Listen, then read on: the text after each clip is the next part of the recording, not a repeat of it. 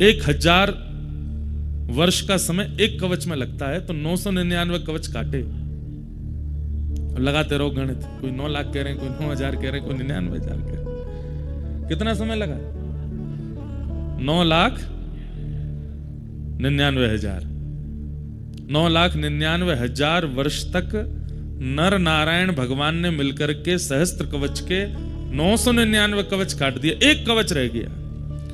जैसे एक कवच बचा, दौड़ करके सूर्य नारायण भगवान के पास गया, बोले भगवान आपने ही मुझे सहस्त्र कवच दिए थे, नर नारायण ने मिलकर 999 काट दिए, मेरी रक्षा करो, एक कवच बचा है बस। सूर्य नारायण ने उसको अपनी सन्निधि प्रदान कर दी। फिर कालांतर में द्वापर में कुंती को एक संत ने मंत्र दिया था कि इस मंत्र का उच्चारण करके जिस देवता को बुलाओगी वो आ जाएगा। और कुंती ने जब उस मंत्र का उच्चारण किया तो सूर्य नारायण प्रकट हो गए। कुंती बोली मैंने तो ऐसे ही बुलाया आपको, मुझे कुछ चाहिए नहीं आपसे, मैं तो देखना चाह रही थी मंत्र में शक्ति है कि नहीं। सूर्य नारायण बोले देवी आए हैं तो कुछ देके जाएंगे। क्या देके जाएंगे? तब सूर्य नारायण भगवान बोले हम अपने समान एक पुत्र आपको देते हैं जिसका नाम था कर्ण। वही कर्ण जो सहस्त्र कवच था, इसके 999 कवच कट चुके थे, एक कवच बचा था, वही कर्ण कुंती के पुत्र बने। और उसके बाद कृष्ण और अर्जुन, नर नारायण ही कृष्ण अर्जुन के रूप में प्रकट हुए। जहां पर नारायण श्री कृष्ण बने हैं और अर्जुन नर ही अर्जुन बन के आए हैं। इन्होंने फिर कर्ण के साथ में युद्ध किया, लेकिन अब वही है कि कवच 1000 वर्ष से पहले तो कटेगा नहीं, और युद्ध करना है, महाभारत का युद्ध होना, तो क्या करें? और मृत्यु नरनारायण के हाथ ही होनी है। तब फिर इंद्र को माध्यम बनाया और इंद्र ने आकर के भरी बीच युद्ध मैदान में ब्राह्मण का रूप धारण किया और दानवीर कर्ण से कहा कि मुझे दान दो। सारथी मना कर रहा है कर्ण को कि युद्ध मैदान के बीच में कोई दान नहीं होगा, लेकिन कर्ण कह रहे हैं मैं अपना नियम नहीं तोड़ूंगा, कि जो मांगेंगे सो दूंगा। बोले मांगिए विप्रवर, क्या चाहिए? अभी मैं युद्ध के बीच में हूं, मुझ पे बहुत समय नहीं है, जल्दी मांगिए, क्या चाहिए? बोले आपके कवच और कुंडल चाहिए। कर्ण समझ गए अब मेरी मृत्यु है, और उसी समय अपने कवच कुंडल विप्र को दे दिए, और सहस्त्र कवच का इतने युगों बाद जाकर के फिर संहार हुआ। तो वही नर नारायण यहां पर विराजमान है। इधर सुबह उठते ही सबसे पहले क्या करना है आप लोगों को? सूर्य नारायण भगवान को प्रणाम करो। उसके बाद ये पर्वत साक्षात नारायण भगवान है, इनको प्रणाम करो। ये पर्वत साक्षात नर हैं, इनको प्रणाम करो। इन दोनों को वंदन करो, नर नारायण। अच्छा एक बात, मंदिर में अभी कितने लोग दर्शन कर आए? हाथ ऊपर करियो। सभी कर आए लगभग? आप बता सकते हैं हमें कौन कौन है मंदिर में? पता ही नहीं होगी, चलो हम बताते हैं। एक तो बद्री विशाल भगवान का दर्शन ऐसा है कि बाहर आते ही व्यक्ति भूल जाता है क्या देखा, मुकुट ही मुकुट याद रहता है बस। मध्य में जो विराजमान है, स्वर्ण मुकुट के बिल्कुल मध्य में, वहां पर तपस्वी भेष में भगवान नारायण विराजमान है, तप कर रहे हैं। और तप भी कैसे कर रहे हैं? एक कूले पर बैठे हैं। इतना इतना भयानक तप कर रहे हैं ठाकुर जी, ऐसे बैठे हैं। कभी सुबह के अगर आप मंगला के दर्शन करना चाहो तो कुछ 4-5 हजार की टिकट है। सुबह सुबह के अभिषेक का दर्शन होता है, उसमें सर्वांगीण अंग दिखता है, शालिग्राम मूर्ति है भगवान नारायण। ठीक उनके बगल में आप देखेंगे तो स्वर्ण मुख के रूप में साक्षात श्री कुबेर विराजमान है, क्योंकि उन्हीं का लोक है। यहाँ के लोग तो ऐसा भी कहते हैं कि पर्वत अंदर से खोखले हैं, इनके अंदर ही कुबेर लोक है। रात में ज्यादा घूमना नहीं, यक्षिणियां घूमती रहती हैं, पकड़ के ले जाती हैं ऐसा बोलते हैं। तो उनके ठीक बगल में आपको दिखेंगे श्री कुबेर जी महाराज। कुबेर जी के इधर की तरफ आप थोड़ा सा आएंगे तो वहां आपको दिखेंगे श्री नारद जी महाराज। 6 महीने यहाँ पर दक्षिण भारत के श्री रावल जी सेवा करते हैं, और फिर जब कपाट बंद हो जाते हैं उसके बाद यहाँ श्री नारद जी मुख्य पुजारी हैं इस मंदिर के, इसलिए नारद जी विराजमान है। इधर की तरफ जब आप आओगे तो आगे की ओर गरुण जी विराजमान है, और पीछे हमारे भक्तों के अग्रगण्य श्री उद्धव जी महाराज, और हम ब्रजवासियों के अति प्रिय उद्धव जी महाराज बैठे हैं ठीक बिल्कुल। और इधर की तरफ देखेंगे तो 2 मूर्ति आपको दिखाई देंगी, वही नर नारायण भगवान है। ये समस्त दर्शन आपको वहां पर होगा। मैं आज सुबह अनुमान लगा रहा था जब दर्शन करने के लिए गया, 4 युगों का दर्शन होता है एक ही मंदिर में, और वो है बद्रीनाथ। देखना कैसे नारायण भगवान जो यहां विराजमान है उस सतयुग में विराजमान, तो सतयुग का दर्शन। नर नारायण जो विराजमान है वे त्रेता से विराजमान, इसलिए त्रेता का दर्शन। द्वापर में श्री उद्धव जी महाराज यहां पर आए, तो इसलिए उद्धव जी को जब देखते हैं द्वापर का दर्शन। और कलिकाल में यहां पर नित्य श्री नारद जी आते हैं, या फिर इसमें ऐसा कह लीजिए कि भगवान के स्वधाम गमन के बाद कलयुग प्रारंभ हो गया। तो जब उद्धव जी यहां आए तब कलयुग के प्रथम दिन चल रहे थे, तो उद्धव जी का दर्शन कलयुग का दर्शन है और नारद जी का दर्शन द्वापर का दर्शन है। तो सतयुग, त्रेता, द्वापर, कलयुग। सतयुग कौन? बद्री विशाल भगवान। त्रेता कौन? नर नारायण भगवान। द्वापर कौन? नारद जी महाराज। और कलयुग कौन? श्री उद्धव जी महाराज। तो 4 युगों का दर्शन होता। अब आप पूछेंगे इनका दर्शन का फल क्या मिलेगा? जैसे कहते हैं कि पड़ा त्रेता में जन्म लेना पड़ा, हम लोगों को लगता है कि तब जन्म लेना भी सार्थक होता है, पर नहीं, जन्म कभी भी लेना सार्थक नहीं। 4 युगों का यहां दर्शन करने से 4 युगों के जन्म जाल से मुक्ति है। अब आपका जन्म तभी होगा जब ठाकुर जी चाहेंगे, और ठाकुर जी कब चाहते हैं? जब ठाकुर जी स्वयं अवतार लेते हैं। भगवान कृष्ण बन करके आ रहे हैं, तो आप में से किसी को चुनेंगे, सुनो तुम हमारी मैया बन के आना, तुम हमारे भैया बन के आना, तुम हमारी गैया बन के आना। तुम क्या बनोगे? तुम हमारे वस्त्र बन के आना, तुम हमारी वंशी बन के आना, तुम मुकुट बन के आना, तुम गोपी बन के आना, तुम सखा बन के आना। तो ये सब ठाकुर जी का परिकर प्रकट होता है जब ठाकुर जी की इच्छा होती है। ऐसे 4 युगों का दर्शन एक ही मंदिर में। नीचे तप्त कुंड है और उनके नीचे अलकनंदा जी हैं। यहां पर गंगा जी के इतने रूप क्यों हैं? अलकनंदा जी, रुद्रप्रयाग में जब आप दर्शन करोगे तो वहां मंदाकिनी जी, देवप्रयाग में दर्शन करोगे तो भगीरथी जी। ये अलग अलग रूप क्यों हैं? क्योंकि शिव की जटाओं से गंगा जी प्रकट हो रही हैं, और हिमालय की पूरी श्रृंखला शिव जटा मानी जाती है। तो जब गंगा जी प्रवाहित हुई तो आप सब भी स्नान के लिए जल डालते हैं, तो यहां से इधर से सब जगह से आता है। तो शिव जटाओं में से जब गंगा जी प्रवाहित हुई तो एक यहां से गई हैं, वो श्री अलकनंदा जी बन गई हैं। एक दूसरी तरफ से पहुंची हैं तो वो मंदाकिनी जी बन गई हैं। और फिर वहां वहां जो जो क्रियाएं लीला हुई उनके हिसाब से इनका नाम पड़ता चला गया। जानु ऋषि पी गए थे, कान से प्रकट किया इसलिए जाह्नवी पड़ गया। भगीरथ जी लेकर के आए इसलिए भागीरथी पड़ गया। लेकिन देव प्रयाग के बाद ऋषिकेश आते आते वो केवल एक रह जाती हैं, गंगा। ऐसी मां गंगा है। तो ये सब यहाँ के दर्शन के भाव हैं, और समय समय पर हम आप सबको और प्रक्रियाएं बताते रहेंगे। लेकिन एक रहस्य बता रहे हैं। अच्छा, कल से एक काम और कीजिएगा, जो लोग नियमित रूप से 6 दिन सुनने वाले हैं, कथा 6 दिन की है, यहाँ पर 15 तक कथा है। भागवत जी का पाठ सप्ताह चल रहा है, लेकिन कथा यहां 15 को विश्राम हो जाएगी और उसके बाद हम सब लोग प्रस्थान करेंगे। इन 6 दिनों में आप लोग प्रयास कीजिए, ये अवसर बार बार नहीं मिलेगा और हर जगह नहीं मिलेगा। आप हमसे अगर 7 दिन बाद बोलेंगे महाराज जी यही वाली कथा हमको कहीं और भी सुननी है, तो संभव नहीं है। ये बद्रीनाथ में ही प्रकट होगी। अपनी एक डायरी बना लीजिए। होना तो आज सुबह से ही चाहिए था कि आप पे हो, पर कोई बात नहीं, आज खरीद लीजिएगा। एक पेन लीजिएगा और नित्य कई ऐसे अनसुने प्रसंग और अनसुने भाव आप सुनेंगे, उनको लिखते जाइएगा, उनको लिखते जाइएगा। अब यहां प्रसंग हमने क्या रखा है? उद्धव कृष्ण संवाद। श्री उद्धव जी और ठाकुर जी का सुंदर प्रसंग। और इस प्रसंग में भिक्षुक गीत आएगा, ऐल गीत आएगा। भगवान 2 गीत सुनाएंगे, गोपियों के गोपी गीत। भागवत जी में 7 गीत हैं। रुद्र गीत पहला, वेणु गीत, गोपी गीत, युगल गीत, भ्रमर गीत, भिक्षुक गीत और ऐल गीत। ये 7 गीत हैं भागवत में। इनमें से 2 गीत ऐसे हैं जो स्वयं भगवान ने गाए हैं, और वो दोनों गीत इन 6 दिनों की कथा में आएंगे। कौन कौन से? भिक्षुक गीत और ऐल गीत। इसलिए आप ये सोच लीजिए, एक प्रकार से मैं कह दूं तो इसमें कोई अतिशयोक्ति नहीं है। श्रीमद् भगवद गीता का भी अपग्रेडेड वर्जन है उद्धव कृष्ण संवाद। भगवत गीता क्या है?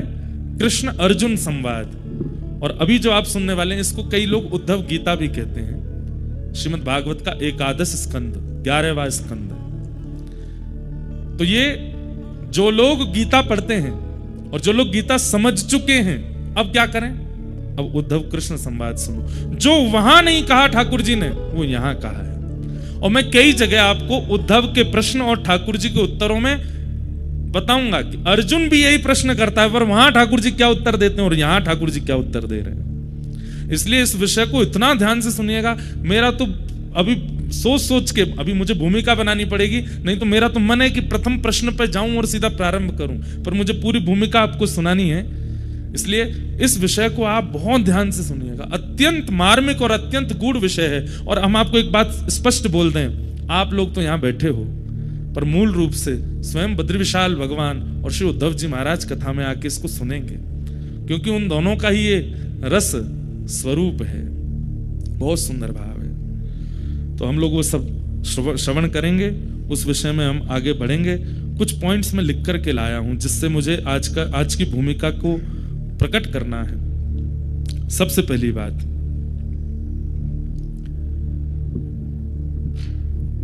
उद्धव जी महाराज वृंदावन गए। इधर देखिए सब लोग, ये बात सबको पता है कि उद्धव जी को भगवान ने भेजा था।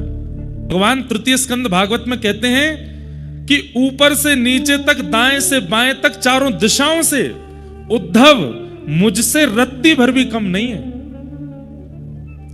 भगवान के 3 परम सखा हैं, सुदामा जी, अर्जुन और उद्धव।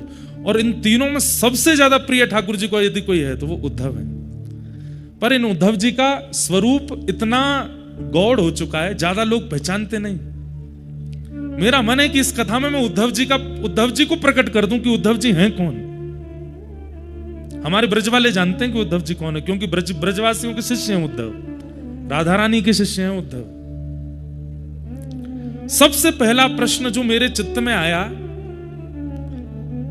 भगवान ने यदुवंशियों को शापित कराने के बाद जब अपनी लीला पूरी करने का मन बनाया तो उद्धव को बचा लिया। इधर देखिएगा, उद्धव को बचा लिया। कथा में 2-3 बार ये सुना चुका हूं पहले, पर नहीं सुनी हो तो सुन लो। जब यदुवंशियों को शाप लगा तो यदुवंशी सारे गए भगवान के पास और भगवान से जाकर के बोले कि हमारे कुल को शाप लगा है नाथ, अब हम क्या करें। तो भगवान ने समस्त यदुवंशियों को उपदेश देते हुए कहा, सोमनाथ जाओ। अच्छा, ये भी एक कड़ी है। हमारे पाठक परिवार ने 12 ज्योतिर्लिंग में कथा कराने का संकल्प लिया था और जिसकी पहली कथा सोमनाथ में हुई। उसके बाद गत वर्ष रामेश्वरम में हुई दिसंबर में। इस बार मन था कहां करें, केदारनाथ में तो व्यवस्थाएं इतनी व्यवस्थित हो नहीं पाती, तो केदारनाथ जी के भाव से बद्रीनाथ में हो रही है। कालांतर में कभी व्यवस्था बन जाएगी तो केदारनाथ भी करेंगे, पर हमारी अगले साल एक कथा है केदारनाथ में। एक वैष्णव है, वो सब व्यवस्था कर रहे हैं वहां पे। तो आज का जो प्रसंग है ये भी सोमनाथ से शुरू हुआ है, इसलिए सोमनाथ भगवान हमारी हर कथा में प्रथम कथा से ही वो विराजमान है। ये बात आप याद रखिएगा, उनकी उपस्थिति से ही कथाएं हो रही हैं सारी। तो भगवान ने कहा कि सोमनाथ जाइए और सोमनाथ में जाकर के यज्ञ कीजिए। और यज्ञ भी नहीं, भगवान ने वहां पर एक उपदेश देते हुए एक बहुत सुंदर बात कही कि लिखने वाली बात है ये। ठाकुर जी कहते हैं, जब कभी भी जीवन में बहुत संकट आ जाए तो व्यक्ति को क्या करना चाहिए। जब कभी भी जीवन में अति संकट आ जाए उस परिस्थिति में व्यक्ति को क्या करना चाहिए। तो वहां श्लोक है, भगवान कहते हैं व्यक्ति को जितना हो सके दान करना चाहिए। सावधानी से सुनिएगा। हमारे शरीर में कोई रोग बना है और अगर उस व्यक्ति को या तो वमन नहीं होता या फिर किसी भी रूप में अंदर से मल निकले ना, तो व्यक्ति की मृत्यु की पूरी संभावना बन जाती है। व्यक्ति के अगर मलमूत्र और भीतर की वस्तु बाहर निकलने के रास्ते बंद हो जाए तो कितनी भी दवाई दे दी जाए, डॉक्टर यही प्रयास करेगा कैसे भी करके इनका मल स्वच्छ होना चाहिए, नहीं तो ये मर जाएंगे। ठीक वैसे ही भगवान यहां पर उपदेश देते हैं यदुवंशियों को, और यदुवंशियों से कहते हैं देखो जीवन में अति संकट जब आती है तब क्या करना चाहिए। बोले जितना संग्रहित धन है उसको व्यय करना प्रारंभ करो, दान करो, पुण्य करो, यज्ञ करो, अनुष्ठान करो। व्यक्ति दान पुण्य यज्ञ अनुष्ठान कब करता है? जब सब कुछ व्यवस्थित है, कोई दिक्कत नहीं है, सब बढ़िया चल रहा है, एक नंबर चल रहा है बिजनेस, तब करें, कथा करा लो, यज्ञ कर लो, अनुष्ठान कर लो, ठीक है तब भी करो। लेकिन यहां भगवान की वाणी है कि संकट जब जीवन में आवे तब प्रयास करो, जेब में जितना रखा उस समय और लगा कि बहुत बड़ा संकट आ गया, क्या करें? दान कर दो। अभी जेब में डालो, कितने हैं निकाल दो, कहीं से लाओ, कुछ दान पुण्य, इतना भी नहीं कि सब खत्म ही कर दो, पर कुछ दान करो। ठाकुर जी कहते हैं दान करते ही आप अनुभव करेंगे कि कुछ कुछ प्रतिशत जो आपका कष्ट है वो घटने लगेगा। क्यों? संग्रहित धन ही कष्ट का कारण बना है, और उसको जैसे ही आप दान करोगे ठीक हो जाता है। तो भगवान ने यदुवंशियों से कहा कि आप सब लोग सोमनाथ चलो, और सोमनाथ में जाकर के हम लोग यज्ञ करेंगे, दान करेंगे, और वहां सोमेश्वर महादेव से प्रार्थना करेंगे जिस प्रकार आपने चंद्रमा के शाप का हरण किया, यदुवंशियों के शाप का भी हरण करो। यदुवंशी सब खुश हो गए, वाह वाह वाह वाह वाह, चलो चलो चलो तैयारी करो। पर दूर बैठे उद्धव भगवान की ओर देख रहे थे, और भगवान की ओर देखते हुए कह रहे थे, बोले नाथ आप ये सब क्या कर रहे हैं, मैं सब समझ रहा हूं। क्यों? अरे द्वारिका में कितनी यदुवंशी हैं पता है? भगवान का कुल कितना बड़ा है? कहते हैं कि द्वारिका जब विराजमान थी उस समय द्वारिका के बच्चों को पढ़ाने के लिए, अनुमान लगाइएगा, 4 करोड़ अध्यापक हैं, और एक अध्यापक के नीचे 40 बच्चे पढ़ते हैं। अब बच्चों से हिसाब लगाओ कितने बच्चे हैं, कितने इनके माता पिता हैं, कितने इनके दादी दादा हैं, उससे अनुमान लगा लीजिए कि यदुवंश कितना बड़ा था। जो समुद्र में डूब चुकी द्वारिका वो छोटी नहीं थी, विशाल थी।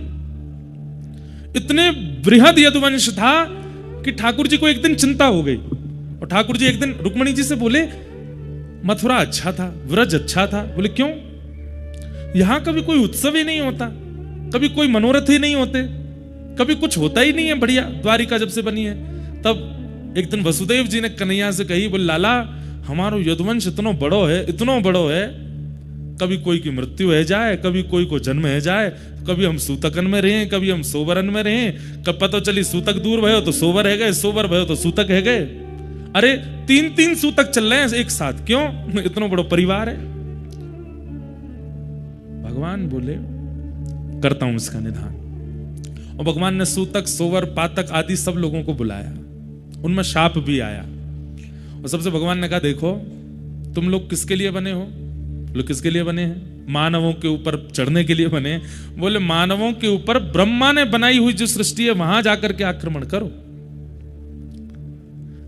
ये भूमि द्वारिका की ब्रह्मा ने नहीं बनाई, ये भूमि तो विश्वकर्मा ने बनाई है, इसलिए यहां आप आकर के विघ्न मत डालो। और उस दिन से द्वारिका में नियम बन गया, किसी की भी मृत्यु होती है, किसी का भी जन्म होता है, तो मृत्यु जिस घर में होती उन लोगों को सेवा दी जाती है कि भाई तुम लोग 13 दिन का अपना सब कर्म करो, बाकी पूरे नगर में सूतक नहीं लगता, और बालक के जन्म होने पर सोवर नहीं लगता। और तब से द्वारिका में उत्सव प्रारंभ हो गए। लेकिन आज जब सब यदुवंशी आए कि शाप लग गया, यदुवंशी जब चले गए तो उद्धव ने यही बात भगवान को याद कराई।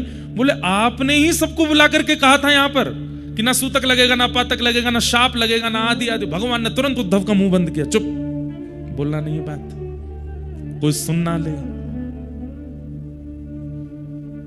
उद्धव बोले मुझे सच सच बताइए यदुवंशियों को शाप लगा है?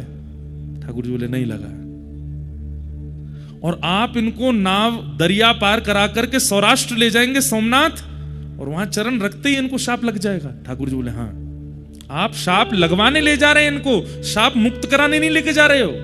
क्यों? भगवान बोले उद्धव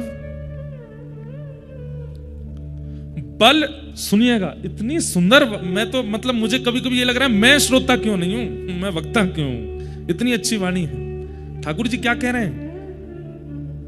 उद्धव, बल अगर पराधीन है तो वो वही बल राक्षस बन जाता है, इसलिए बल सदैव किसी के अधीन होना चाहिए। यदुवंशियों में बल है, पर ये धीरे धीरे धीरे धीरे सब पराधीन होते जा रहे हैं, ये मेरे अधीन नहीं है। और एक दिन ऐसा आएगा कि यदुवंशी अपने बल की पराधीनता से पूरी पृथ्वी का भक्षण कर लेंगे, क्योंकि मैं ईश्वर हूं इस बात का अभिमान करते हैं, इस बात की धन्यता नहीं है इनके अंदर कि हम भगवान के वंशज हैं। कितनी अच्छी बात कह रहे हैं ठाकुर जी कि बल चाहे बुद्धि का हो, बल चाहे धन का हो, बल चाहे शरीर का हो, बल चाहे विवेक का हो, वो सदा पराधीन होना चाहिए, दूसरे के अधीन होना चाहिए। अगर आपका बल और उस बल के ऊपर कोई दंड देने वाला नहीं है तो आप अपने बल से राक्षस बन जाओगे। रावण राक्षस कैसे बन गया? बल को नियंत्रित करने वाला ऊपर कोई है नहीं। हिरण्यकश्यप राक्षस कैसे बन गया? कंस राक्षस कैसे बन गया? क्योंकि उस बल को अंकुश लगाने वाला कोई नहीं है ऊपर। और मानव भी, हम आप सब भी राक्षस क्यों बन जाते हैं? जब हम अपने बल का, हमको कोई अंकुश नहीं होता, उस बल के ऊपर कोई पराधीनता नहीं होती।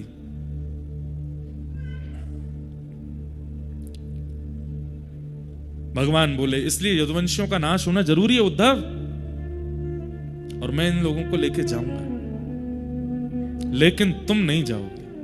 क्यों? मैं भी तो यदुवंशी हूं, मैं क्यों नहीं जाऊंगा? तो भगवान बोले उद्धव, कोई तो एक रहना चाहिए ना जो मेरी भक्ति का, मेरे भाव का, मेरे ज्ञान का, मेरे धर्म का आगे तक प्रचार कर सके। और फिर इसी विषय को ठाकुर जी यहां उद्धव के चित्त में विरक्ति आवे, भक्ति आवे, त्याग आवे। और वो कैसे आएगा? उद्धव यहां प्रश्न करता जा रहा है और ठाकुर जी उसको उत्तर देते जा रहे हैं। वही उद्धव कृष्ण संवाद है। अब हम चलते हैं, ये मध्य का भाग छोड़ दिया मैंने, जो उद्धव कृष्ण संवाद है। भूमिका प्रारंभ की बता दी कि उद्धव कृष्ण संवाद प्रारंभ कहां से होता है, कि उद्धव चरणों में बैठा है और चरणों में बैठ करके कह रहा है कि आप मुझे छोड़ करके क्यों जा रहे हैं, मुझे भी शाप क्यों नहीं लगवा रहे हैं, मेरा पूरा परिवार है, मैं भी यदुवंशी हूं, आप मेरे भाई हैं, ये सब मेरे चाचा ताऊ सब मेरे हैं, मुझे भी अपने साथ ले जाइए, मुझे अकेला क्यों छोड़ के जा रहे हैं। इसी ज्ञान का उपदेश देने के लिए ठाकुर जी अब यहां उद्धव को उद्धव गीता सुनाएंगे और उद्धव धीरे धीरे प्रश्न करेंगे और ठाकुर जी उनको बताएंगे। अब चलते हैं इसके अंत में। अंत में क्या होगा? जैसे उद्धव का ज्ञान पक्ष पूर्ण हो जाएगा, भगवान उद्धव को आज्ञा करते हैं, क्या उद्धव, अब मेरे जाति द्वारिका डूब जाएगी, तुम कहां जाओगे? उद्धव जी के मन में आया कि मुझे एक ही जगह भेज सकते हैं, ये कहां? वृंदावन। क्योंकि मैं शाम तक की कह के गया था इनसे कि मैं शाम को आ जाऊंगा, और 6 महीने तक उद्धव नहीं आए थे लौट करके।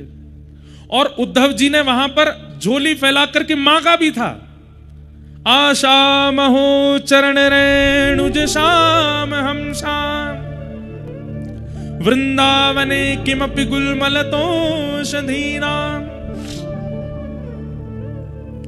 उद्धव जी के मन में आ चुका है कि ये मुझे व्रज जाने को कहेंगे, और उद्धव जी थोड़ी तैयार भी उसी तरीके से होने लगे थे। भगवान बोले, उद्धव बोले कि ठाकुर जी द्वारिका डूब जाएगी आपकी जाति। बोले जी, तो मुझे कहां जाना है? भगवान बोले बता रहा हूं। बोले मुझे पता है कहां जाना है। बोले कहां जाओगे? बोले व्रज। भगवान बोले इतने योग्य नहीं हुए उद्धव तुम, व्रज की प्राप्ति के लिए तप करना पड़ेगा। और वो तप कहां होगा? बोले बद्रिकाश्रम। श्रीमद् भागवत के उत्तर महात्म्य में स्पष्ट लिखा है। बोले क्या? व्रज की प्राप्ति, वृंदावन की प्राप्ति, चाहे वृक्ष के रूप में हो, चाहे मानव के रूप में हो, चाहे कोई कीड़ा के रूप में हो, चाहे किसी भी रूप में हो, व्रज में जन्म तब तक नहीं मिलेगा जब तक बद्रीनाथ में तप नहीं किया गया होगा। बद्रीनाथ की तपस्या ही वृंदावन में जन्म देती है। तो पहला प्रश्न मेरे चित्त में जो आया था कि उद्धव को व्रज क्यों नहीं भेजा भगवान ने, बद्रीनाथ जाने को क्यों कहा? क्योंकि उत्तर महात्म्य में लिखा है क्या, साधन भूमि बदरी। बद्री क्या है? बोले साधन भूमि है, और फल भूमि व्रज भूमि। बद्रीनाथ साधन भूमि है, यहां किया गया तप, यहां किया गया जप, यहां किया गया अनुष्ठान, यहां किया गया किसी भी प्रकार से भगवत सम्मिलन का अनुष्ठान, उसका फल क्या मिलेगा? बोले वृंदावन मिलेगा।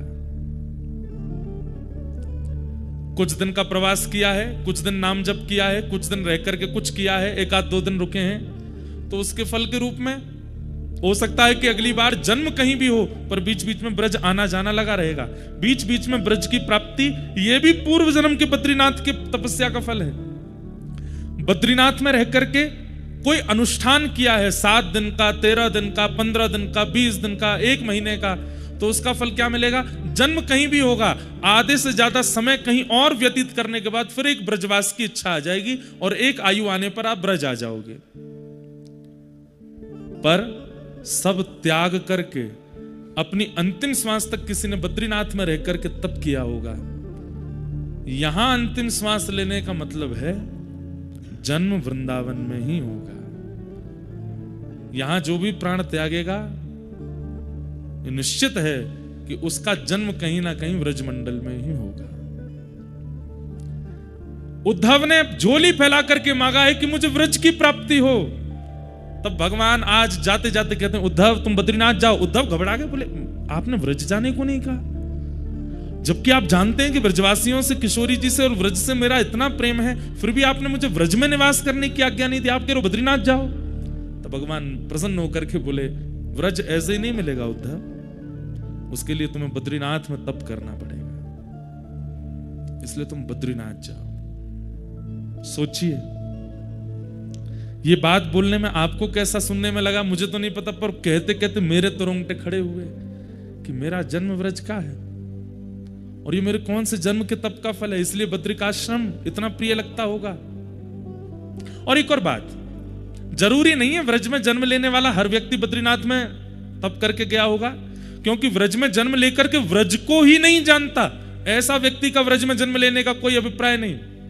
पर व्रज में जन्म लेकर के व्रज की महिमा जाने, रज की महिमा जाने, किशोरी जी की महिमा जाने, ठाकुर जी की महिमा जाने, यमुना जी की महिमा जाने, समझो वो पूर्व से बद्रीनाथ में तप करके आया है, तभी उसको व्रज मिला है। तो यहां एक रात्रि भी आप रुकते हैं, अगले जन्म में कम से कम वो 10 रात्रियों के रूप में व्रज की प्राप्ति होगी। यहां जितना लंबा समय, एक हमारे पंडित जी हैं वो तो 6 महीना धरती पर रहते हैं, मतलब नीचे रहते हैं, और 6 महीने यहां रहते हैं, ऐसा तप करते हैं, और उनको साक्षात शंख चक्र गदा पद्मधारी नारायण के दर्शन हुए इसी बद्रीनाथ में। तो जो पहला प्रश्न मेरे मन में था कि उद्धव को वृंदावन क्यों नहीं भेजा, उसका समाधान आज मिला। क्यों? क्योंकि सीधे वृंदावन ठाकुर जी कह रहे हैं ऐसे नहीं मिलेगा, वाकई नहीं, तो व्रज में बद्रीनाथ में तप करना पड़ेगा। नारायण क्यों बैठे हैं यहां तप में, उसके पीछे भी 2 कारण हैं, बहुत सावधानी से सुनिएगा। जगत नियंता जगदाधार परमात्मा को क्या आवश्यकता है तप में बैठने की, वो तप में क्यों बैठे हैं? तपस्या वो करता है जिसको कुछ चाहिए हो, या तपस्या वो करता है जो भगवत दर्शन करना चाहता हो। स्वयं भगवान है, स्वयं सर्व समर्थ हैं, जिनकी भ्रकुटी टेढ़ी होने पर पर्वत बन जाते हैं, जिनके मुस्कुरा जाने पर समुद्र में लहरें आ जाती हैं, जिनके क्रोध हो जाने पर भूमि बीच से फट जाती है और नूतन प्रलय हो जाता है, उन परमात्मा को तप में बैठने की क्या आवश्यकता है? 2 कारण। पहला कारण,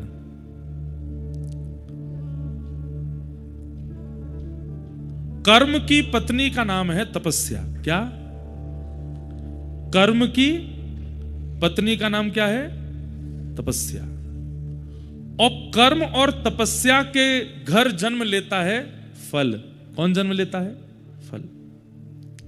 आपके और मेरे जीवन में ये तीनों नहीं हैं, केवल 2 हैं। कौन? कर्म और फल। तपस्या कहां है? और बिना तपस्या के फल का जन्म होगा नहीं।